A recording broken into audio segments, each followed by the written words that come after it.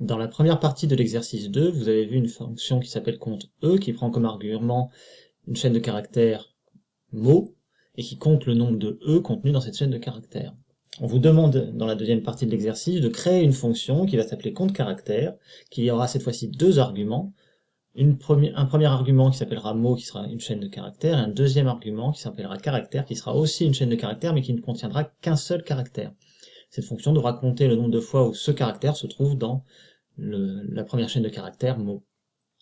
Le fonctionnement des deux fonctions est très très proche, donc on va repartir du code de la fonction précédente, on va faire fichier enregistrer sous, et on va la mettre dans un nouveau fichier pour ne pas perdre ce qu'on avait fait à l'exercice précédent. Ensuite, on va renommer la fonction comme c'est demandé dans le sujet, compte caractère, on nous dit qu'elle doit avoir deux arguments mot et caractère. Voilà. Ce qu'on doit compter cette fois-ci, ce ne sont plus des E, comme c'était le cas précédemment, mais ce qui est contenu dans la variable caractère, donc on va remplacer le E ici par caractère. Et enfin, on va renommer un certain nombre de variables, tout simplement pour que ce soit plus cohérent avec ce qu'on est en train de compter. On n'est plus en train de compter les E, on est en train de compter les caractères, donc ici, on va plutôt parler de NB caractères. Même chose ici, même chose ici, et même chose ici.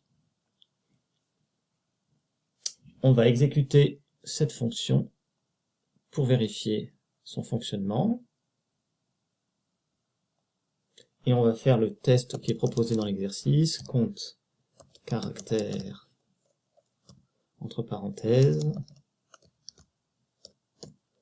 ceci est mon message, comme premier argument, donc comme chaîne de caractères, et enfin comme deuxième argument qui sera le caractère à compter, le S. Donc dans cette chaîne de caractères, j'ai 3 S, 1 au niveau du et 2 dans le mot message, donc cette fonction doit me retourner 3, et c'est bien le résultat que j'obtiens.